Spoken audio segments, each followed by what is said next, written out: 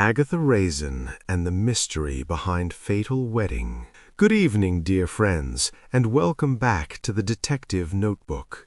Tonight, we once again slip into the charming but never peaceful village of Carsley, tucked deep in the rolling Cotswolds, a place where the kettle is always warm, the gossip travels fast, and even a simple cream tea can spell disaster. Before we begin, feel free to tap the like button and subscribe, only if this kind of cozy chaos is your cup of tea. It truly helps the channel grow and keeps these mysteries coming your way. Tell me in the comments, where are you listening from and what time is it for you right now? I love seeing how far our little mystery community reaches.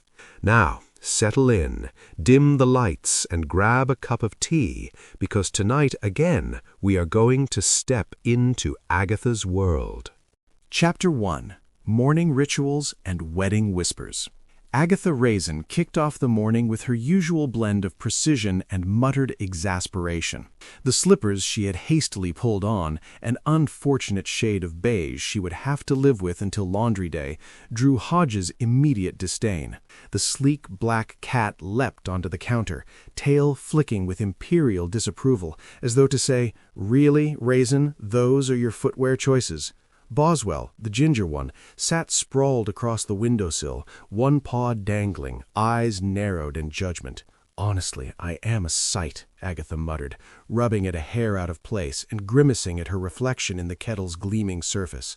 She poured coffee dark enough to strip wallpaper and set about buttering toast with surgical precision. The aroma of browned bread mingled with the faint perfume of spring daffodils swaying just outside her open window, their golden heads nodding in cheerful mockery at her morning grumpiness. Hodge batted a single crumb to the floor, watched it slide with dramatic slowness, and meowed in disgust. Boswell yawned, displaying teeth that could unsettle a saint. Agatha sighed. Yes, I know you prefer artisanal treats, not humble toast. I'm aware of my culinary shortcomings, thank you very much." She balanced a knife on the edge of her plate and eyed it critically. The buttering was adequate, though not museum-worthy. She poured herself a final sip of coffee, grimacing at the bite of bitterness, but secretly proud she could endure it without adding sugar. The village outside hummed to life. Through the open window, Agatha caught fragments of conversation. Mrs. Bloxby, resplendent in a hat that probably cost more than a week's groceries, flaunting her wedding plans to anyone who would or wouldn't listen. Agatha's stomach tightened with a tiny, reluctant spark of jealousy. Mrs. Bloxby had an irritating way of making every event about herself, a talent Agatha both admired and loathed in equal measure. "Someone will end up tripping over those daffodils, I'm sure," Agatha muttered under her breath, earning a disapproving glance from Hodge. The thought made her smirk despite herself. Perhaps metaphorical trips would suffice. She had no desire for literal catastrophe, though gossip was a sport she could watch endlessly. She glanced toward the patch of daffodils that brushed against her garden fence, so unnervingly perfect they might be wax replicas. Her imagination tickled a tiny frisson of suspicion. Someone had clearly spent hours fussing, pruning, fussing again, all while maintaining a pretense of natural charm. Agatha shook her head, trying to dismiss the twinge of unease. And yet the flowers seemed almost too still, almost too smug in their golden display. Hodge leapt onto her shoulder as she reached for the teacup, claws lightly grazing the fabric of her cardigan. Boswell sauntered over, brushing at her ankles in exaggerated exasperation. "You two are incorrigible," she said, giving the pair a mock glare. "But at least you keep me humble." Their meows, perfectly timed, punctuated her words like punctuation marks of scorn. Agatha gathered her bag and keys, straightening her cardigan with a sigh. She took a final look at her tiny, judgment-filled kitchen, the comforting aroma of coffee and toast surrounding her. The village awaited, humming with whispers of love, rivalry, and secrets that would not remain buried. With one last glance at Hodge and Boswell, she stepped outside, boots crunching on the gravel path, curiosity and irritation twined tightly around her like a scarf on a brisk spring morning. The spring air in Carsley carried a heady perfume of blooming daffodils and freshly cut grass, mingling with the faint tang of chimney smoke from thatched cottages. Agatha strolled along the cobbled lane, boots clicking a brisk rhythm, her thoughts still tangled in morning coffee and the judgmental glares of Hodge and Boswell. She had left them safely behind, for once, though she imagined Hodge's scornful stare and Boswell's eye rolls lingering in spirit.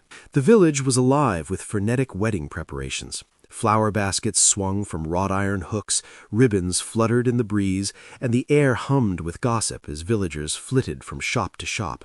Agatha spotted Mrs. Darcy Somerville striding proudly across the green, a parasol tilted just so, her floral arrangements on full display. She was, as usual, insufferably perfect. Agatha's stomach tightened with the tiniest spark of jealousy. 5 years of winning the best floral display competition had clearly not dulled Darcy's need to flaunt her superiority. Honestly, how does one even grow that many daffodils? Agatha muttered, adjusting her scarf against the chill. Her own display at the festival was respectable, of course, but nothing Darcy would consider noteworthy. Agatha scowled at the thought, letting a flash of competitive irritation warm her cheeks. Nearby, 2 nervous groomsmen fumbled with bouquets, their sleeves catching on baskets, knocking over a stack of daffodils. A shriek, a flurry of petals, and one man's awkward apology had the villagers giggling. Agatha hid a smirk behind her gloved hand. Even chaos, she decided, could have charm if approached correctly. She rounded a corner and paused, struck by a snippet of gossip. "I heard he's got a mistress in Cheltenham," a shopkeeper whispered to another, eyes darting around as though the world itself might eavesdrop. Agatha's curiosity was piqued.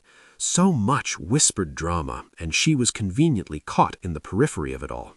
Approaching her cottage, she noticed something unusual on the doorstep, a pale cream envelope sealed with deep crimson wax. Her name, Agatha Raisin, was elegantly inscribed, the lettering smooth and deliberate. She frowned. Who would send her an invitation to the wedding rehearsal dinner? And why anonymously? The envelope sat innocently on the mat, yet it seemed to hum with quiet intent. Agatha retrieved it cautiously, fingers brushing the smooth paper.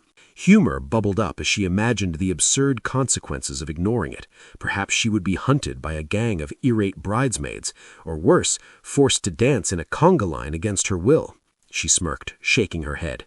"I am not even remotely afraid," she muttered, though her pulse ticked a fraction faster.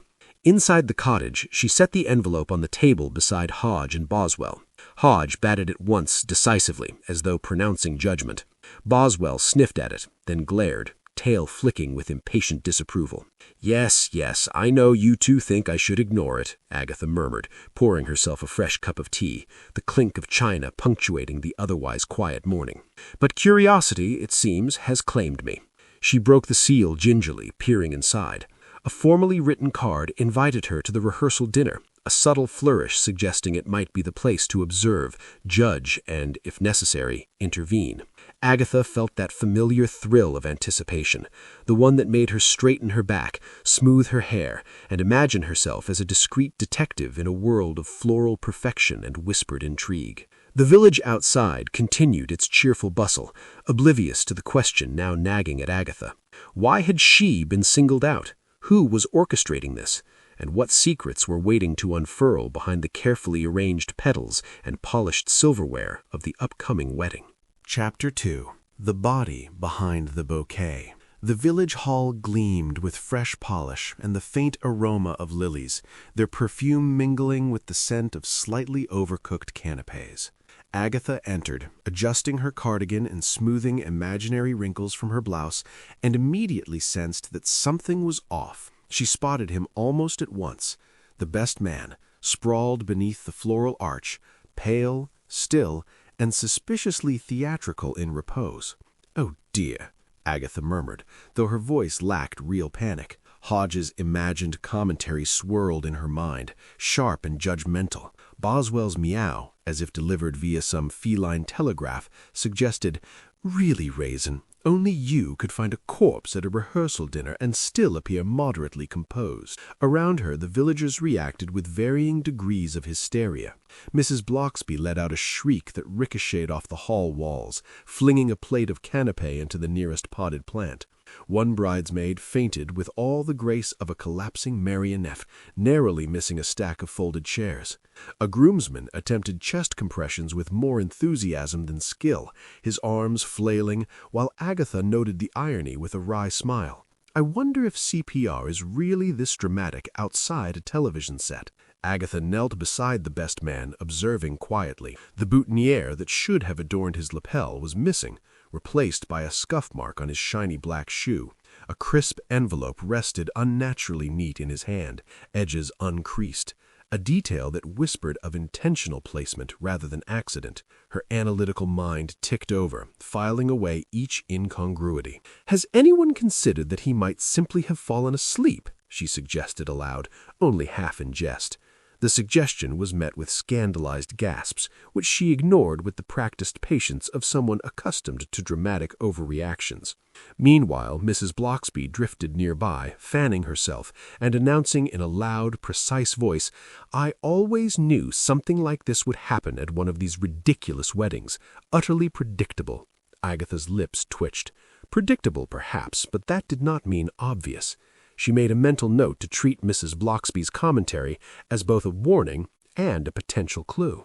The hall was a sensory mosaic, the floral perfume clashing with the faint tang of spilled champagne, the soft rustle of silk dresses brushing against polished floors, and the nervous murmurs of gossiping villagers filling the spaces between sobs and shrieks. Agatha's eyes darted from one suspicious detail to another, the slightly ajar exit door, the perfectly aligned silverware, the shadows beneath the decorative arch. Someone wanted this scene to be seen, she thought, or perhaps concealed. Her phone buzzed discreetly. Glancing at it, she imagined Boswell's disdainful meow accompanying the message. "If you're going to investigate, Raisin, do it properly." A small smile tugged at her lips. Even in chaos, she found amusement and a strange reassurance in the cat's imagined commentary. Agatha stood slowly, brushing imaginary dust from her skirt, and addressed the hall. "We need calm. Observation is far more useful than hysteria." Some nodded obediently. Others just continued to faint or flail. She filed each exaggerated gesture under red herrings. Somewhere behind a polite smile and trembling hands, a secret waited to be uncovered. Her gaze swept the room one final time. The missing boutonniere, the scuffed shoe, the suspiciously neat envelope. These details formed a triangle of curiosity she intended to follow. Somewhere beneath the panic, whispers, and floral chaos, the truth was waiting, and Agatha Raisin, flustered yet curiously alert, was already planning how to uncover it. Agatha's cottage smelled of fresh linen, brewed tea, and the faint but persistent scent of Boswell's ginger fir. She had arranged her best china, deliberately mismatched, as she claimed it, added character, and set a plate of buttery scones beside a small vase of daffodils, carefully plucked from her garden in a triumphant flourish of early spring pride.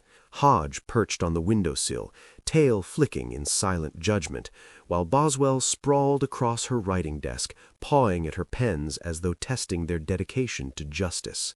"Tea, everyone," she announced, setting down the steaming pot.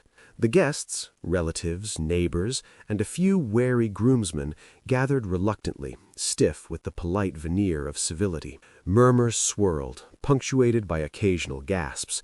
Agatha surveyed them, noting with the faint thrill of anticipation the subtle twitch of a hand, the over-practiced smile, the darting glance that betrayed hidden thoughts. "Did anyone happen to notice," she began, stirring her tea with meticulous care, "any unusual markings, oddities perhaps, during the incident?" Her voice suggested casual conversation, though every word weighed carefully. Villagers glanced at each other, lips pursed, as though seeking permission to speak. One elderly aunt tittered nervously. Another flushed and adjusted a necklace that was suddenly far too tight. A lipstick mark smudged on a folded napkin caught Agatha's attention. It wasn't a bold red, more a soft rose, but enough to make her pause. She tucked it into her notebook, alongside a wrinkled tuxedo sleeve someone had absent-mindedly brushed across a chair. A faint trail of petals led toward the door of a locked room at the far end of the cottage, a detail she noted quietly, resisting the urge to follow it immediately. Her vanity whispered, Do not ruin your lipstick while investigating. Meanwhile, villagers attempted to maintain decorum with awkward efficiency. A nervous groomsman balanced 3 teacups in one hand, spilling one onto the tablecloth. A bridesmaid clutched her hat and muttered apologies, cheeks pink. The combination of panic, polite restraint, and social absurdity gave Agatha a faintly wry smile. Only in Carsley, she thought, would murder and etiquette collide so splendidly. Gossip bubbled alongside the steaming tea. One matron whispered about an ex-lover's latest dalliance. Another hinted that someone had been angling to switch roles in the wedding party. Agatha's mind catalogued every detail: the twitch of an eyebrow, the hesitation in speech, the tiny flourishes of self-interest that revealed more than they intended. Subtle jealousy was everywhere, in comments, gestures, and the glint of envy in watchful eyes. She poured herself another cup of tea, savoring the warmth, and allowed herself a moment to smile at the comforting ritual, the clink of china, the scent of scones, the faint breeze from the open window rustling the daffodils. Hodge stretched luxuriously, Boswell pawed at the petals on the floor, scattering them into neat chaos. Agatha noted the contrast between domestic serenity and social tension, finding amusement as she jotted a note: petals leading to locked room, possible clue or harmless flourish. By the time the final biscuit had been nibbled and the last suspicious glance exchanged, Agatha's mind buzzed with possibilities. Lipstick, tuxedo sleeve, petals, each a thread waiting to be tugged. The villagers departed with polite bows, leaving behind a quiet room filled with steam, flowers, and an investigator quietly plotting. Agatha straightened her scarf, smoothed a wrinkle from her blouse, and glanced at Hodge and Boswell. "Well," she said, brushing imaginary crumbs from her skirt, "I suppose the game is afoot." Chapter 3. Suspects, Secrets, and Slip-Ups. The florist's shop smelled of damp earth, fresh greenery, and just a hint of perfume so potent it made Agatha wrinkle her nose in polite disapproval. Potted daffodils lined the shelves, competing with pastel roses and delicate lilies, while the air hummed with the faint rustle of tissue paper and whispered arguments. Agatha stepped in, adjusting her scarf and smoothing her cardigan, acutely aware of Hodge and Boswell's judgmental gaze, imagined but none the less sharp in her conscience. "Good morning, Mrs. Somerville," she said, feigning casual cheerfulness. Darcy's parasol twitched as she turned, perfectly coiffed and glaring like a queen inspecting peasants. "I trust the arrangements are meeting your exacting standards." Agatha's tone was dry, almost surgical. Darcy sniffed, adjusting a ribbon just so. "One must uphold floral excellence," she replied, with the faintest curl of superiority. Nearby, 2 junior florists argued over the placement of hydrangeas, each insisting their vision matched Darcy's, while the other rolled eyes that could have punctured the petals themselves. Agatha hid a wry smile. Only in a village like Carsley could competition over flowers reach the intensity of a minor military campaign. She made a mental note. Jealousy was everywhere, and it often disguised itself as diligence. James Lacey appeared in the doorway, brushing imaginary lint from his jacket. Agatha's heart gave an involuntary flutter, brief, inconvenient, and entirely noticeable to anyone with a pulse. "Helping with the wedding?" she asked, masking her curiosity with a polite smile. James nodded, lifting a crate of lilies as though the weight were trivial, though a small crease of effort appeared in his brow. Always helpful, never showing off. Irritatingly so, Agatha thought, the tiniest spark of irritation and amusement lighting her cheeks. Her eyes swept the room for clues. A torn ribbon lay near the corner, its edges ragged as if someone had pulled it in haste. Scissors, misplaced, rested on the counter beside a small envelope stamped with a wax seal identical to the one from her earlier invitation. Agatha raised an eyebrow. Coincidence or deliberate placement? She pocketed a note to investigate later. Hodge, in her mind's eye, was perched atop a basket of carnations, scowling. Boswell, in reality, had managed to stealthily swipe a canapé someone had abandoned on a low table and was batting it toward the doorway. Agatha shook her head, amused. "Honestly, you two are worse than any of these florists," she muttered. The moment pounded her, reminded her that domestic chaos, even in miniature feline form, was preferable to full-blown human hysteria. She paused near a table where small bouquets had been prepared, the scent of lilies and roses mingling in dizzying bouquets. Villages whispered critiques, too blue, too stiff, too casual, and Agatha catalogued each comment, each frown, each sidewise glance. Here were the early signs of motive, subtle but unmistakable, hidden in the everyday fuss of flowers and social rivalry. Her observations continued, noting the subtle hierarchy: Darcy Somerville orchestrating, florists attempting appeasement, James's quiet competence, and the occasional envious murmur from those who had been overlooked. Each fragment of conversation, each misaligned bloom, each torn ribbon became a mental checklist, a small puzzle waiting for the right moment to reveal its picture. Agatha sighed, adjusting her scarf again, glancing at James as he rearranged a vase. So helpful, so annoyingly competent, she mused, a flicker of irritation, a spark of admiration, and a whole catalogue of suspicions whirled through her mind. Torn ribbon, misplaced scissors, suspicious envelope. Each small detail hinted that the peaceful village facade might conceal secrets far deeper than a mere floral feud.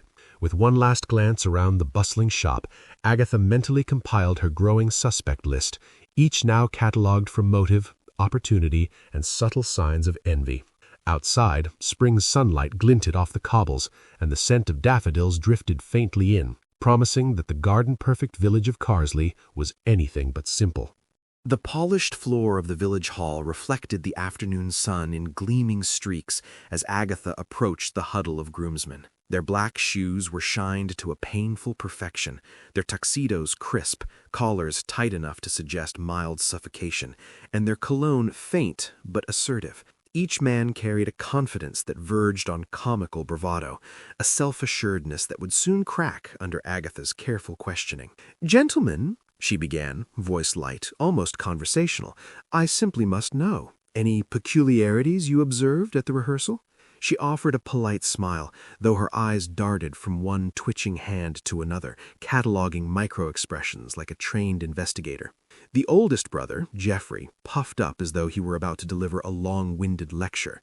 "Well, I suppose the wine was, bubbly enough," he said, flinching at Agatha's raised eyebrow. The younger brother, Timothy, snorted quietly, nudging his cuffed sleeve. "Bubbly enough? That's hardly an observation, Jeff. Honestly, you exaggerate everything." The subtle sibling tension was deliciously revealing. Agatha noted it mentally alongside other possible motives: petty rivalries, inherited resentment, or perhaps a touch of envy over social recognition. Between awkward pauses and overconfident posturing, Agatha's eyes caught a flash of paper peeking from Geoffrey's tuxedo pocket. Discreetly, she retrieved it, careful not to disturb the man. A neatly folded note, written in precise cursive, hinted at an unspoken arrangement, or perhaps a warning. She tucked it into her notebook, careful to preserve both the secrecy and the thrill of discovery. Meanwhile, Boswell leapt onto the table nearby, pawing at Agatha's phone as if attempting to broadcast the proceedings via some feline social media account. Hodge perched elegantly on the windowsill, tail flicking with an air of superior commentary. Agatha shook her head, smiling despite herself. Even in chaos, one can rely on cats for perspective. Or moral judgment, she mused, imagining the scornful captions they would supply if humans were foolish enough to publish them. Conversation continued, punctuated by nervous laughter and the occasional faux innocent glance. Timothy muttered under his breath about an unfair share of responsibilities, while Geoffrey sniffed, clearly offended. Agatha mentally filed the subtle quarrels, noting that resentment and small-scale rivalry often hid larger truths that could lead to motive, opportunity, and ultimately revelation. A faint clinking sound drew her attention. Champagne glasses trembled in a waiter's hand, sending tiny bubbles rising and catching the light in playful arcs.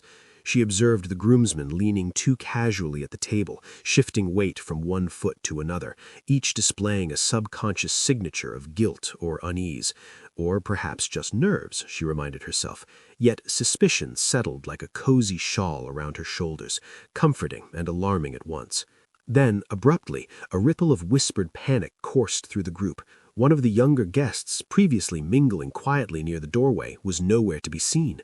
Heads turned, voices rose in alarm, and Agatha's pulse quickened, not from fear, but from the delicious curiosity that came with unsolved puzzles. The groomsmen fidgeted, caught mid-whisper, revealing more than they intended, furtive glances, hands brushing pockets, and hints of secrets yet unspoken. Agatha straightened her cardigan, smoothed her scarf, and took a sip of tea she'd brought from her tote, always prepared, always observant. Her eyes darted to the doorway, imagining the missing guest's path and pondering connections between the hidden note, the sibling quarrels, and the broader web of village intrigue. Somewhere in these interactions lay the motive, the clue, and the subtle spark that would ignite the next breakthrough. Chapter 4: Misdirections and Mini-Disasters. The hall smelled of roasting meat, melting butter, and a faintly suspicious note of exotic spices that made Agatha wrinkle her nose in polite distaste. Steam curled from the saucepans like lazy serpents, and the polished tablecloths gleamed beneath chandeliers that threatened to flicker at any minor mishap. Agatha entered, notebook tucked under one arm, scanning the scene with a practiced mixture of amusement and horror. A server tripped, sending a small cascade of bechamel over a bridesmaid's lace gown. Gasps echoed through the room. Agatha pinched the bridge of her nose. "Marvelous," she muttered under her breath. "Absolutely marvelous. One might think this rehearsal dinner had been choreographed by the gods of calamity." Hodge, imagined atop the dessert trolley, offered a single approving meow for the chaos, while Boswell, in her mind, sat like a judge, tail flicking, silently assessing the incompetence around him. Bridesmaids clustered, pointing fingers, cheeks flushed. "It's definitely your fault," cried one, to the immediate horror of another. Agatha stifled a chuckle, noting the absurdity with her dry, calculating amusement. Jealousy, she reflected, was a spice more potent than any in the kitchen, and far more capable of leaving a lasting stain on reputations. Amid the minor pandemonium, Agatha's keen eye caught a smudged fingerprint on a champagne bottle abandoned near the dessert trolley. The print was delicate, feminine, though smudged enough to frustrate identification. Nearby, traces of a rare cardamom spice dusted the creme brulee, subtle but noticeable if one had the inclination to observe. Agatha's mind ticked. Could either be accidental? Perhaps. Could either be deliberate? Equally possible. Her thoughts were interrupted by an accidental brushing of hands as James Lacey handed her a napkin. A spark, brief, inconvenient, entirely noticeable, flickered through her chest. She cleared her throat, attempting nonchalance, while mentally cataloging every detail of timing, position, and proximity. Romance, even in miniature, was inconvenient at moments demanding focus. Hodge, in reality, had indeed hidden in the dessert trolley, claws delicately extended, balancing atop a mound of macarons with the poise of a furry acrobat. Boswell, perched on a nearby chair, tail flicking in judgment, as though silently remarking, "Yes, Raisin, chaos is your natural habitat." Agatha shook her head, amused. Even in minor disaster, the domestic anchors of her cats grounded her in reality, offering comfort amidst culinary calamity. She moved through the hall, observing each spill, each shriek, each whispered accusation. Timing was key. Comparing the cascade of sauce, the smudged fingerprint, and the spice traces with her mental timeline of the best man's collapse, Agatha began sketching a small puzzle in her mind. Each mini-disaster, seemingly trivial, could not be dismissed. Accidents often hid intention, and intention, she knew, could unravel with a single careful observation. The room's atmosphere oscillated between perfumed chaos and the faint tingle of anticipation as Agatha catalogued gossip, glanced at nervous groomsmen, and smirked at the exaggerated flurry of bridesmaids straightening lace and adjusting bows. Humor and tension mingled like sugar and spice in the hall air, while her notebook slowly filled with observations, theories, and quiet deductions. Finally, Agatha took a breath, savoring the faint waft of cardamom and butter, smoothing her scarf, and noting the subtle sparkle in James's eyes when he caught hers.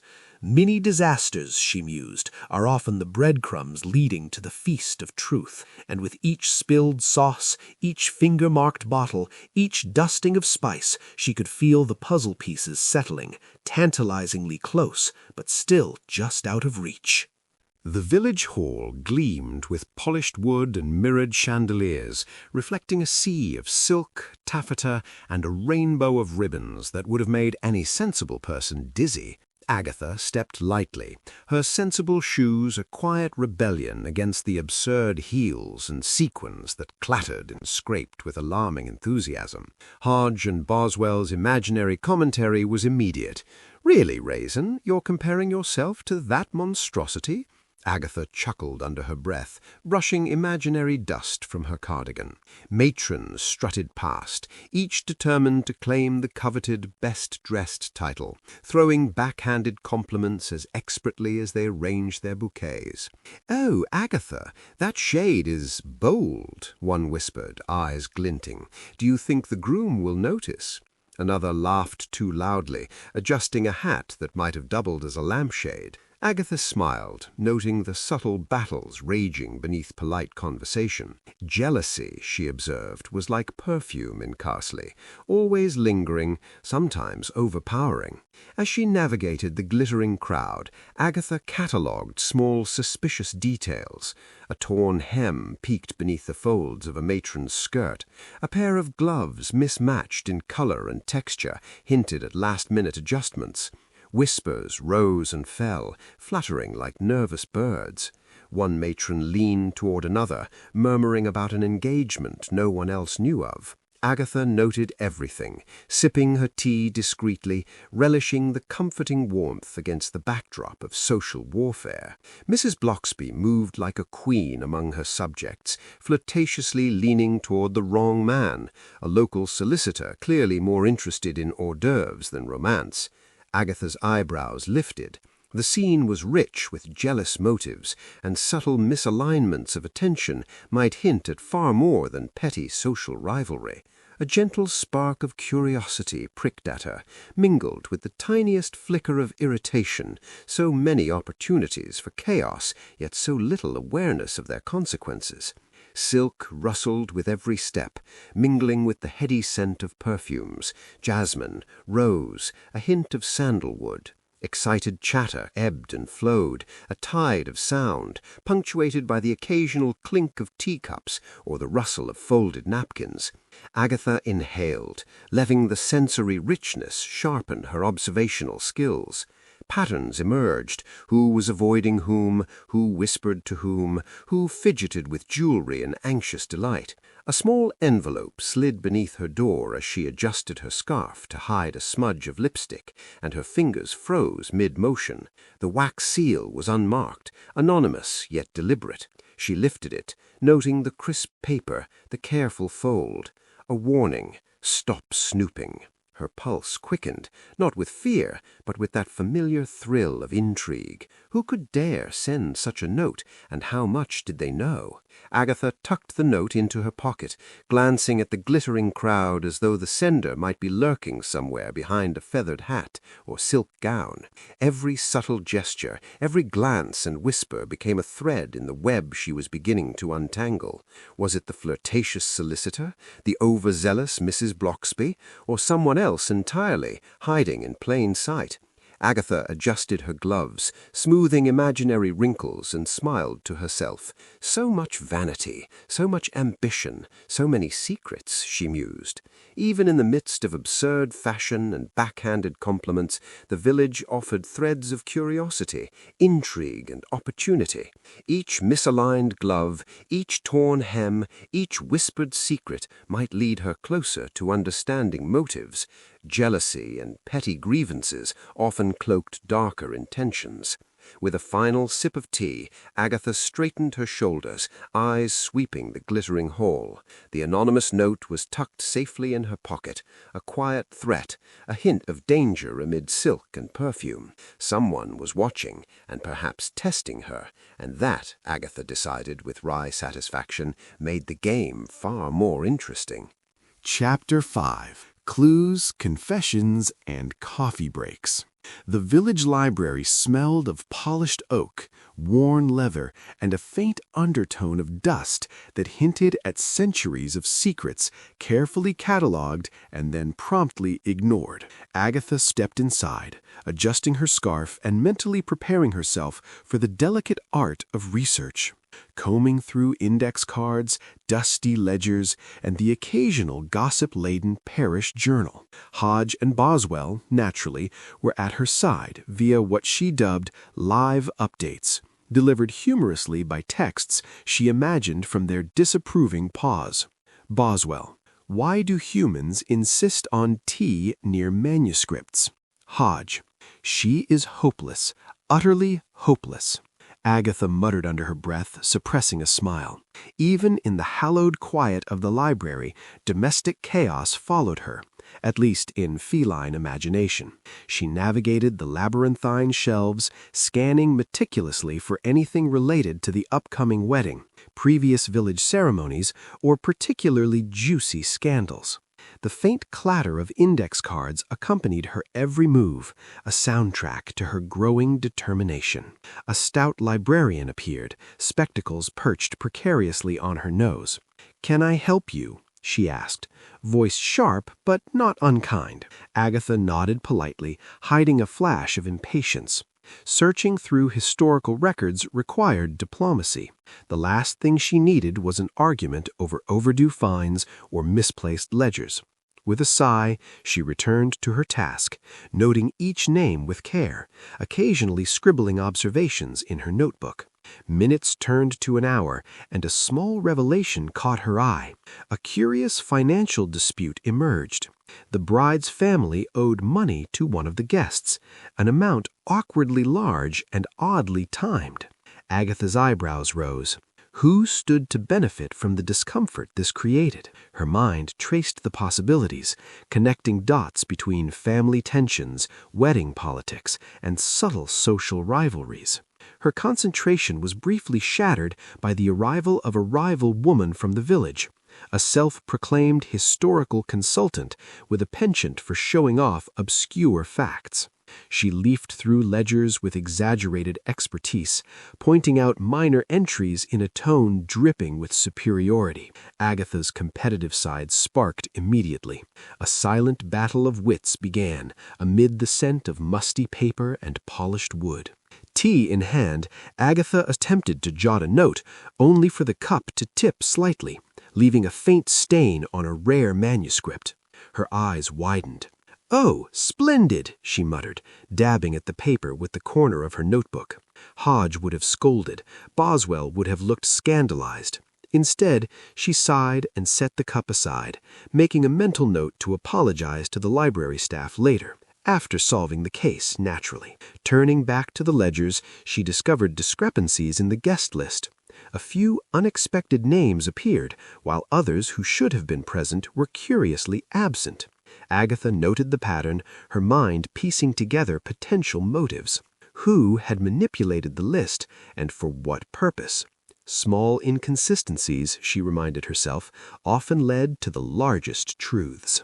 Minutes later, she sat back, tea cooling beside her, notebook filled with observations, questions, and subtle deductions. Outside, spring sunlight filtered through stained glass windows, highlighting dust motes that danced like tiny fairies in the warm light. She glanced at the imagined messages from her cats and allowed herself a quiet smirk. Even amid rival experts, spilled tea, and dusty archives, she felt the thrill of being a detective, noticing the overlooked, cataloging the absurd, and piecing together the improbable. Agatha straightened, adjusting her scarf and smoothing a wrinkle from her cardigan. Her mind now hummed with potential leads, connections, and small injustices, ready to follow each thread wherever it might lead. The village's secrets were slowly unfurling, one dusty index card at a time. Agatha stepped into the village gardens, notebook in hand, inhaling the scent of roses, lavender, and freshly mown grass. Bees hummed lazily from bloom to bloom, and the soft gurgle of a stone fountain mingled with distant gossip. The pond reflected the sky in glimmering ripples, mirroring not only clouds, but the subtle tensions among the villagers. Hodge, perched momentarily on the garden wall, twitched a paw in anticipation, while Boswell prowled the flower beds, stalking an overly confident duck as if rehearsing detective maneuvers in miniature. "Honestly," Agatha murmured, "I sometimes wondered if these gardens were designed for secrets rather than serenity." Her eyes flicked over the clusters of villagers whispering behind manicured shrubs, faces flushed with excitement or perhaps embarrassment over the upcoming wedding. One matron adjusted a bonnet with the precision of a surgeon, shooting a glance at another who appeared to have borrowed a particularly striking ribbon without permission. Jealousy, Agatha noted, was everywhere, threading its way through polite conversation like a hidden root.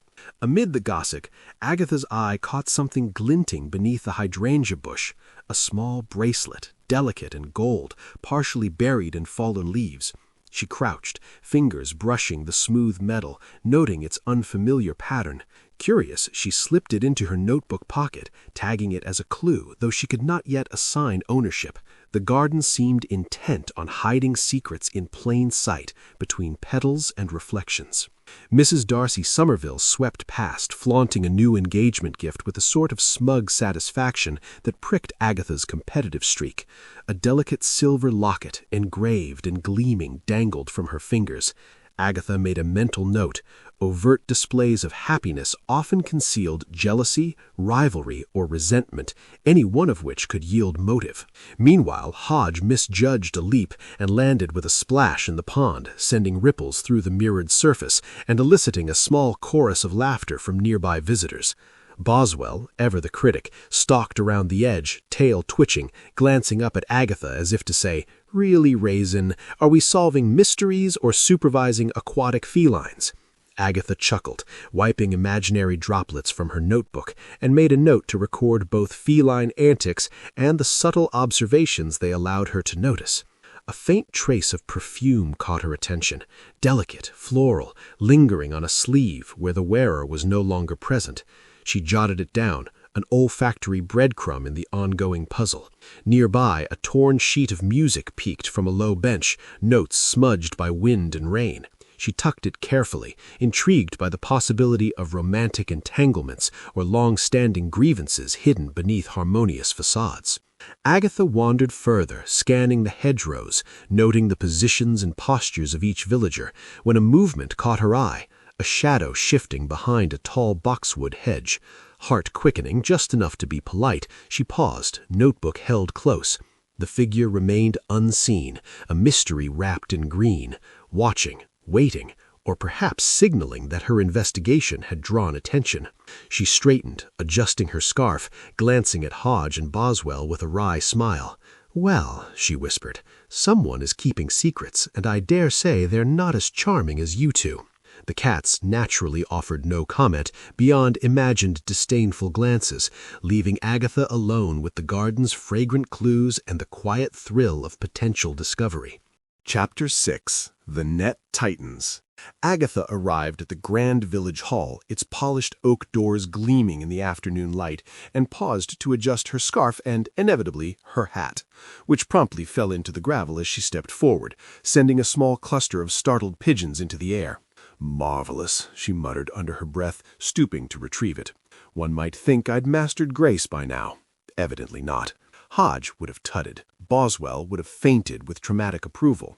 Instead, she straightened, brushing off the embarrassment, and stepped into the warmth of the hall. Inside, the atmosphere was cozy yet palpably tense.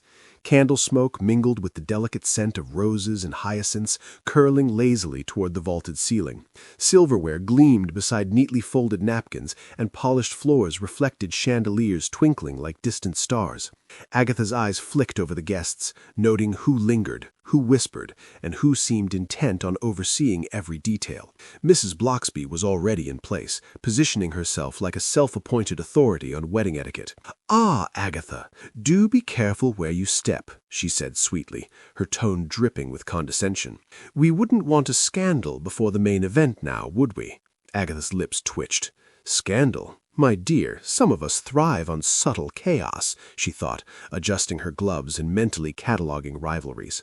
She moved past the tables, notebook ready, noting small peculiarities, a guest with cufflinks patterned like tiny chessboards, an oddity in the otherwise immaculate ensemble. She jotted a quick observation: symbolism or mere fashion eccentricity? Near the dessert table, a faint rustle caught her attention. She tripped lightly over a misplaced chair, muttering sarcastically, "Yes, because who doesn't enjoy a pratfall mid-investigation?" She caught herself gracefully and allowed a tiny smile. Humor, she reflected, was essential, not only to maintain composure, but to keep the mind alert amidst chaos. Whispers threaded through the hall, comments about previous weddings, disputes over seating, hints of romantic entanglements, and accusations couched in laughter. Agatha's sharp ear caught a snippet. "I told him not to trust the ledger." The words, cryptic and incomplete, suggested intrigue buried in plain sight. She made a mental note to examine the ledger later, imagining Hodge and Boswell providing running commentary from the comfort of her cottage. Movement at the edge of her vision drew her attention. A shadow lingered near the exit, half hidden behind a tall potted fern. Agatha's pulse quickened, not from fear, but from curiosity. The figure disappeared before she could approach, leaving a faint scent of cigar smoke and faint lavender. Ally or suspect? She catalogued the detail meticulously, knowing that subtle presence often indicated knowledge others wished to conceal. Mrs. Bloxby, meanwhile, floated from table to table, offering unsolicited commentary on floral arrangements, table placements, and the correct protocol for napkin folds. Agatha resisted the urge to roll her eyes, instead jotting notes on each interference, curious to see how jealousy and control intertwined in the minds of Carsey's social elite. By the time the last guest arrived, Agatha's notebook was brimming with observations, suspicions, and subtle questions. Every cufflink, whispered remark, and shadowed figure became a puzzle piece, a clue in the unfolding tapestry of wedding day intrigue. Agatha straightened, smoothing her scarf and adjusting her hat one last time. She inhaled the mingling scents of roses, candle wax, and polished silver, feeling that familiar thrill of curiosity rise. Someone was watching. Someone was plotting, or perhaps both, and she intended to discover which, armed with wit, observation, and a healthy dose of British determination. The hall was abuzz with murmurs and polite gasps as Agatha positioned herself near the center, notebook at the ready. One of the younger guests, a nervous-looking solicitor named Lionel Pritchard, suddenly flung his hands to the ceiling and cried, "It was me! I confess, I did it!" His voice echoed against the polished wooden floors, mingling with the subtle perfume of lilies and the faint clink of crystal glasses set aside in alarm. Gasps rippled through the crowd. Some guests clutched their pearls, others turned pale, clutching the arms of companions with a dramatic flair worthy of a stage performance. Agatha, notebook poised, allowed a faint smirk. Lionel's theatrics were impressive, if entirely unconvincing. Even the ducks in Boswell's imaginary pond wouldn't fall for this level of melodrama, she thought, imagining a running commentary from her cats. As Lionel paced, reciting a convoluted tale of jealousy and opportunity, Agatha's sharp eyes noted inconsistencies. His cuff was slightly smudged, not with dirt, but perhaps from an accidental spill earlier in the day. One shoe was slightly scuffed, the pattern of marks incongruent with the scene outside the hall. She mentally jotted a note: mismatched prints. Timing doesn't align. His story, while floridly recounted, left gaps that a careful observer could not ignore. Mrs. Darcy Somerville, standing near the refreshments table, clutched her lace handkerchief and sighed dramatically. "I always knew something like this would happen," she declared, her voice dripping with self-satisfaction. Agatha's lips twitched with suppressed irritation. "Yes, Darcy, your constant foresight is a joy to all. Really it is." The subtle pang of jealousy sparked, a reminder that Mrs. Somerville's smugness could be both a social thorn and a motive for minor schemes. Meanwhile, snippets of overheard alibis floated through the hall. "I was arranging the hors d'oeuvres," rumoured one, "and never left my post." Another guest added, "I only stepped outside to check on the flowers." Agatha catalogued each detail, weighing them against Lionel's elaborate confession. The juxtaposition highlighted gaps, contradictions, and the faintest hint of a deliberate distraction. Among the chaos, a misplaced boutonniere caught her eye, resting askew on the corner of a side table. Its subtle displacement suggested hurried hands, perhaps moved to cover or mislead. Agatha's mind raced, fitting the small puzzle pieces together with meticulous care. The confession was dramatic, yes, but something else lingered beneath the surface, a deeper, quieter truth waiting to be unearthed. A rustle from the table near the fireplace drew her attention. A folded envelope, partially hidden beneath a floral centerpiece, revealed itself when she leaned closer. Agatha retrieved it, noting the crisp paper and carefully penned handwriting. The contents hinted that the confession was a red herring. Someone had gone to elaborate lengths to mislead the villagers, to steer suspicion away from the real culprit. She straightened, smoothing her scarf, and allowed herself a faint, wry smile. The hall, filled with drama, perfume, and polished wood, had offered one of its theatrics, but Agatha's careful observation had cut through the performance. The hidden letter, the mismatched shoe prints, the displaced boutonniere, all suggested that the truth remained tantalizingly out of reach, waiting for the keen eye willing to follow the subtleties rather than the spectacle. Chapter 7. Confrontations and Revelations. The morning air carried the scent of freshly cut grass, lilacs in bloom, and the faint undertone of roses clinging to every windowsill. Carsley's village square had transformed into a riot of white silk, pastel bouquets, and fluttering ribbons. Agatha stepped carefully across the cobblestones, notebook in hand, noting every flustered bridesmaid, each nervous groomsman, and the subtle tension simmering beneath polite smiles. Boswell, imagined perched atop a nearby bench, leapt dramatically onto the bride's bouquet with all the authority of a feline inspector, scattering petals across the lace train. Hodge, true to form, hid in the confetti basket, tail twitching in judgment. Agatha shook her head, lips twitching in amusement. If the wedding itself were a puzzle, the cats would be the wild-card pieces, she thought, scribbling observations while dodging a startled page boy. Everywhere subtle clues shimmered beneath the festive chaos. Fingerprints smudged the guest book at awkward angles, a broken heel rested in a discreet corner, and the lingering faint aroma of the rare cardamom spice from the catering mishap tickled her nose. Each anomaly, seemingly trivial to the unaware eye, hinted at prior tensions and secret actions, evidence hiding in plain sight. Glances were exchanged between matrons, whispered comments slipped into delicate ears, and hands gestured beneath flowing skirts. Jealousy, she noted, had reached a crescendo. Mrs. Darcy Somerville adjusted her sash with exacting precision, sending daggers of polite irritation toward a rival matron whose feathered hat seemed slightly too flamboyant. Agatha's own pulse ticked faster, partly from excitement, partly from the sheer absurdity of it all. The humans of Carsley are very good at hiding motives behind lace and laughter, she mused. As the ceremony progressed, Agatha's sharp eyes caught a subtle movement near the bride's hand. A note was slipped discreetly into her palm, its sender obscured by a trailing veil and a towering bouquet. Agatha's mind raced. Who had delivered it, and what information could it contain? She tucked the detail into her mental ledger, ready to follow its implications once the ceremonial vows were concluded. The clinking of glasses, the rustle of silk, and the distant hum of bees from nearby flower beds blended with the quiet murmur of nervous villagers. Every sound was a potential clue. A whispered conversation, a sudden gasp, or a suppressed laugh might reveal intent or alibi. Agatha catalogued each detail meticulously, noting expressions, gestures, and the occasional misplaced ribbon.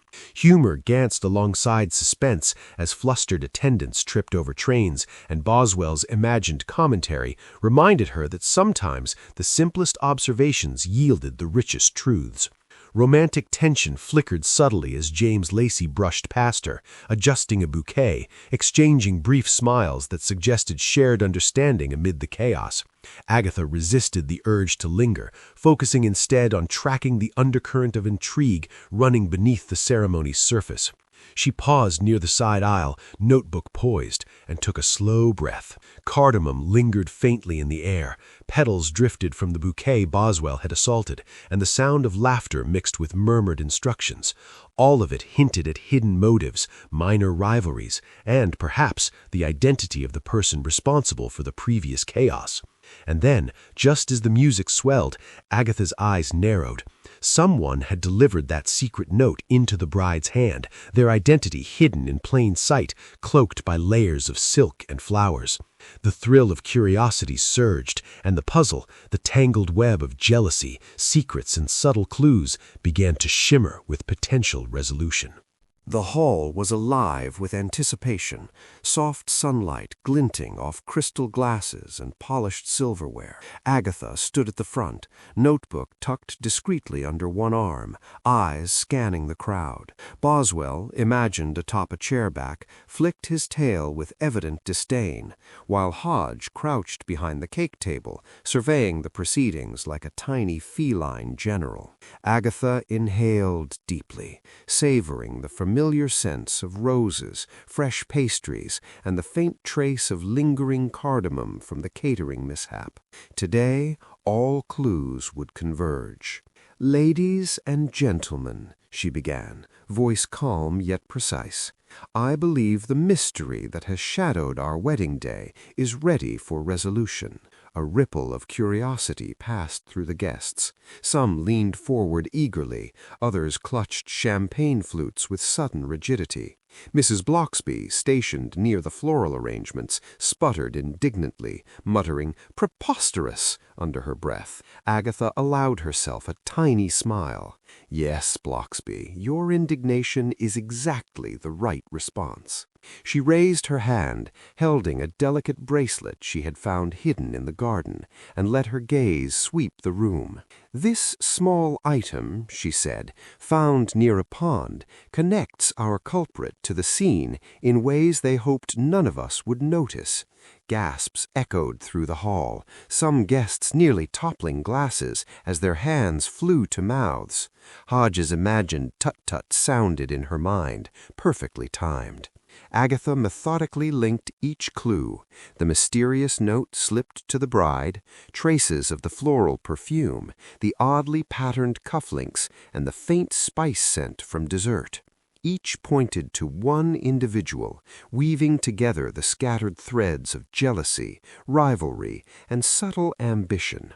Villagers leaned in, whispers rising like a gentle tide, as Agatha's calm, precise exposition painted a clear picture of motive and opportunity.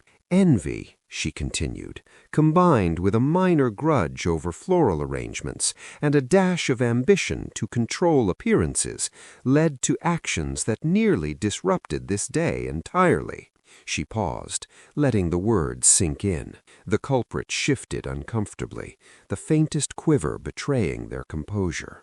The revelation landed with a soft thud, followed by flustered murmurs. Champagne flutes wobbled, some tilting over as hands darted up in surprise. Hodge's imaginary tail flicked in approval. Boswell flicked a paw at a stray napkin, judging as always. Agatha's eyes softened as she caught a fleeting glance from James Lacey across the hall. Relief, admiration, and the tiniest spark of romantic amusement reflected in his expression. Mrs. Bloxby's face turned crimson. I never," she sputtered, indignation bubbling over as Agatha allowed the room to settle, her explanation flowing naturally. The murderer's confession, when it came, was quiet, resigned, almost anticlimactic compared to the imagined theatrics of Lionel Pritchard, and yet everything made sense. The bracelet, the hidden note, the perfume, the cufflinks, and the cardamom, all red herrings that now fit neatly into a coherent story of jealousy, rivalry, and minor social slights. As the culprit was quietly escorted aside, Agatha allowed herself a satisfied exhale, smoothing her scarf and adjusting her gloves.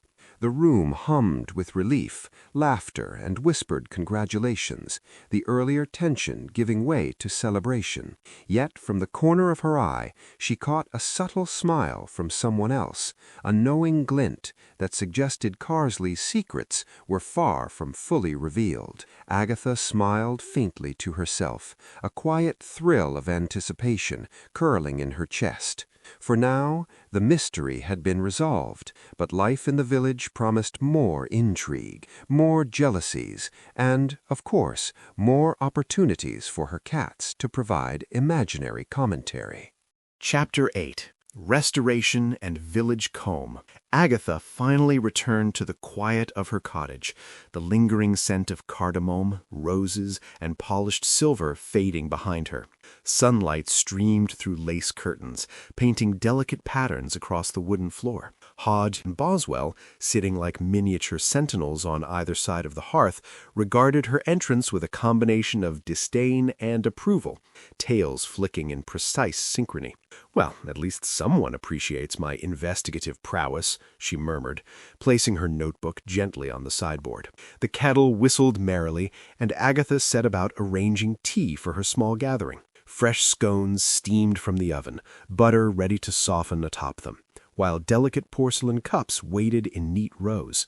The cats prowled lightly, sniffing the edges of plates and occasionally leaving tiny paw prints on the tablecloth. Boswell's audacious swipe of jam from a nearby dish earned a faint tsk from Agatha, followed by a suppressed chuckle. Humor, after all, was essential to winding down from murder investigations and social chaos alike. Villagers drifted in, faces flushed with relief and amusement. Mrs. Darcy Somerville lingered, adjusting a bracelet and offering quiet compliments that barely masked her usual competitiveness. Agatha listened, nodding politely, savoring the warmth of shared gossip and the gentle bustle of conversation. Each story of wedding mishaps, tripping page boys, mislaid bouquets, and the slightly misbehaving cats was met with laughter, easing tensions further. James Lacey arrived shortly after, his expression calm, appreciative, and just faintly amused. "Tea looks perfect, as always," he said quietly, a warmth in his voice that made Agatha's chest swell subtly. She allowed herself a tiny smile, adjusting a stray curl that had escaped her morning coiffure. Even amidst chaos, small gestures of connection reminded her why she loved both mysteries and the occasional domestic tranquility. As the afternoon unfolded, Agatha reflected on human nature, social rivalries, and her own vanity.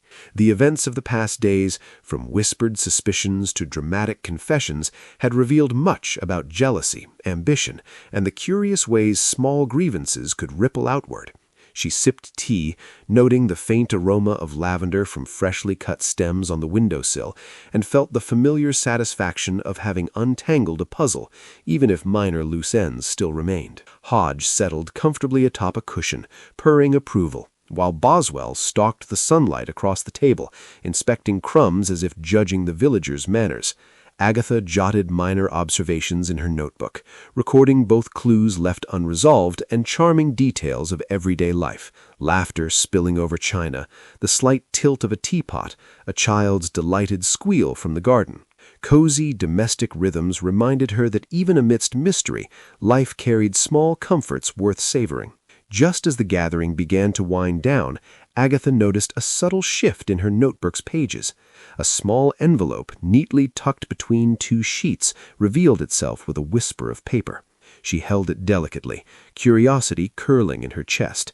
The handwriting was unfamiliar, the message yet unseen, promising another puzzle in Carsley's endlessly intricate social tapestry.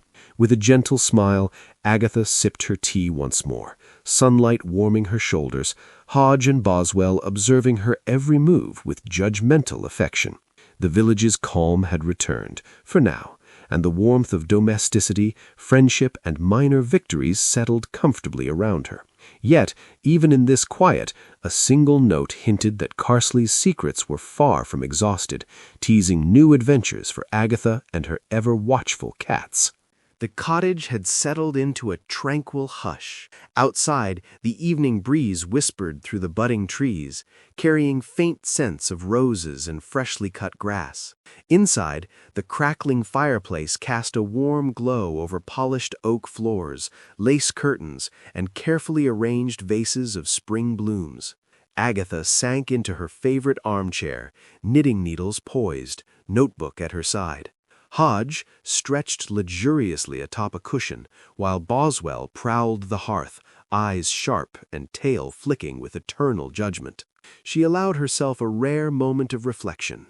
The village had survived wedding day chaos, jealous matrons had been appeased or outmaneuvered, and the mystery had been solved. Yet, as always, Carcey's intricate social fabric offered endless opportunities for curiosity, small intrigues, and the occasional dramatic mishap. Agatha sipped her tea with contentment, noting the faint aroma of fresh bread from the oven lingering in the air. Boswell, deciding that perfect order was overrated, knocked over her cup with a deliberate flick of his paw, sending tea sloshing across the tablecloth. Agatha sighed, suppressing a laugh. "Honestly, you're impossible," she murmured, mopping the spill with a corner of her napkin. Hodge, not to be outdone, padded off with one of her slippers, disappearing under the sofa with a triumphant flick of his tail. Agatha shook her head, smiling despite herself. "If this is what passes for peace, I'll take it." The warmth of the fire, the gentle crackle of logs, and the rhythmic click of knitting needles created a comforting rhythm. Agatha mused on the village dynamics she had observed, rivalries, secret glances, whispered plots, and the tiny triumphs of social navigation. Her victories were small, but satisfying, uncovering hidden notes, untangling jealous intentions, and seeing the culprit unmasked without upending the delicate civility of the wedding. James Lacey's quiet presence earlier lingered in her mind. The fleeting glance, the faint smile of approval, romantic tension suspended like a whisper in the evening air, reminded her that even amidst chaos, moments of connection mattered. Agatha adjusted a stitch, imagining him possibly observing her now with mild exasperation, though she preferred the idea of his admiration to be purely theoretical. Yet, just as the night settled into calm, Agatha caught movement from the corner of her eye. A shadow flitted past the window, disappearing as silently as it had arrived. Her pulse quickened, not from fear, but from curiosity. "Ah," she thought, "Carcey may be calm for tonight, but mysteries never truly end." The hint of intrigue, subtle and teasing, reminded her that the village's social web was as tangled and vibrant as ever. Hodge yawned, curling into a tight, disapproving ball on the rug, while Boswell flicked a final, critical glance at the smoothed-over tea spill, as if marking another small victory in his ongoing assessment of Agatha's domestic competence. She smiled at them both, appreciating their constant, if judgmental, companionship. Agatha returned to her knitting, the patterns of yarn looping and twisting beneath her fingers like the stories of Carcey itself, complex, colorful, and endlessly engaging. She made a note to herself, plan for the next day, tidy up loose ends, and perhaps investigate that shadow. After all, calm evenings in the village were often the prelude to new adventures. As the fire's glow softened and the evening deepened into night, Agatha allowed a contented sigh. Cozy warmth, purring cats, a successful mystery resolved, and the faint whisper of something yet to come. The village held both comfort and intrigue in equal measure.